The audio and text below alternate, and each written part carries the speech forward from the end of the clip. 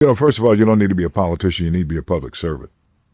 Politicians get in trouble because the reality is it's hard for them to take a stance because in many instances they're trying to figure out which way the wind is blowing. Be a public servant. If you're a public servant and you're down to earth, then you'll be successful. You'll be able to keep your finger on the pulse in the community. And that's what sometimes I feel as though I don't have my finger on the pulse in the community. That's why I need to make certain I know some influencers, okay, to make certain that I'm able to keep my pulse on what's happening in the community. If you're doing that and you're a regular person, I like to play dominoes. And so I say to all of you out there to think you are domino players, to make certain you contact me and I'll see whether or not I can teach you some lessons in terms of playing dominoes. I mean, the fact is, the point of making this, I try to be down to earth. Yes, I am a state senator, but I've been Royce all my life, a paperboy from the projects of East Dallas, and I continue to be that same person, just a little older, and maybe I have gained a few more pounds in terms of my weight. The first time I voted was with my mom, okay? I didn't, let's go vote.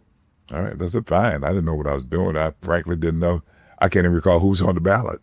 I just voted like my mother voted, okay? And I have not missed an election since the first time I voted. Even if I was out of the city at school, at the University of Houston or Arlington was easy because it's right down the street, I've always voted. And so I encourage you to do the same thing. And it's just like anything else, repetition, until you get to a point where you finally understand the significance of the actions that you're taking as it relates to its impact on persons that represent you. And you want to make sure you have input into the decision-making process. You can't have input into the decision-making process if you don't participate, okay? And so that's why it's important, young people who are looking at this podcast, listening to this podcast, that you understand the significance of the act that you participate in when you're voting. Are you going to help get some money for the Juneteenth Museum? In Fort Worth, you mean? Yes. Are you going to help her? She needs $85 million. And am I going to help? 50. Mm-hmm. As much as I can. Okay. Yeah. Thank you. I mean, hopefully, Opal Lee, who I've known for a long time, okay. In fact, I helped her get, we did something downstate. I've helped Opal over these many years. So the answer to the question is yes. And she knows, she calls on me all that. Here's a big thing though. We're going to two things that I should mention. Hopefully put this on camera when you get out there. If you are a member of Delta Sigma Theta Sorority Incorporated, this is for you. The fact is this: there are no buildings, state buildings in Austin named after African Americans. In the history of the state of Texas,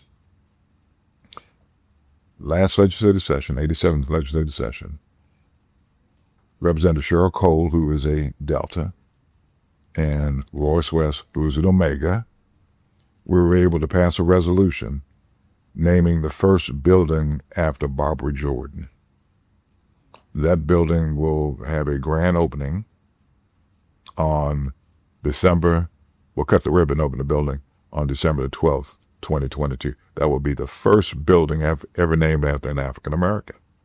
Secondly, when you begin to look at the different portraits in the Senate, you don't see a lot of African Americans. The only African American picture in there is Barbara Jordan. Well, guess whose picture will be hanging in there effective this legislative session? Opal Lee. We are unveiling her portrait in the Senate, and that picture will be there forever and ever. Oh, that's wonderful. That's wonderful. We had the opportunity to interview her about 2 weeks ago, so wonderful. If you're a college student, okay, what we try to do is, going back, here's the basis of what I'm about to say. Let me give you the predicate. When I was in college, I worked at General Motors, LTV, a lot of different places, but I never was able to get experience in the areas that I was studying in college. And so what we try to do now is if a student wants to be a doctor, as an example, we try to match that student up with an internship during the summertime where they can kind of, figure out whether or not that's what they want to do, whether it's at Parkland, one of the hospitals, or even the medical school here. Okay? So we try to match students up with their major to make certain that they're sure that's what they want to do. And what ends up happening invariably is that they're able to get that, take the theory in the classroom and apply it to their work experiences during the summertime, which makes them a totally better student altogether. We're even at the point now where interns that are alums now are in elected office. Eddie Brown is now the constable. Dominique Torres Williams is a judge. We have a federal judge. I mean, a lot of those students have gone on, and as a result of the internships that they had and to be a part of their foundation, they've been very successful. I put the Conrad Internship Program. The person who manages that program at UNT Dallas is a product of the Conrad Internship Program. She went on and got her PhD in education, and now she's the director of the program. Okay. Did you always know that you wanted to be in law? No, not really. I'll tell you a story. I took the bar back in 1979. Okay, that same summer I was at the University of Houston, and so that was the same summer that the Houston Oilers and was letting everybody try out for their football team. I figured myself a pretty good football player, so I had to make a decision whether or not I was going to go try out for that football team or whether I was going to study for the bar. Well, you know what I did? I studied for the bar, and it was the right decision to make at that time because I was able to pass the bar. Got my bar results back on Halloween. Okay, some people got tricked, others got treated. Okay, and so I got treated.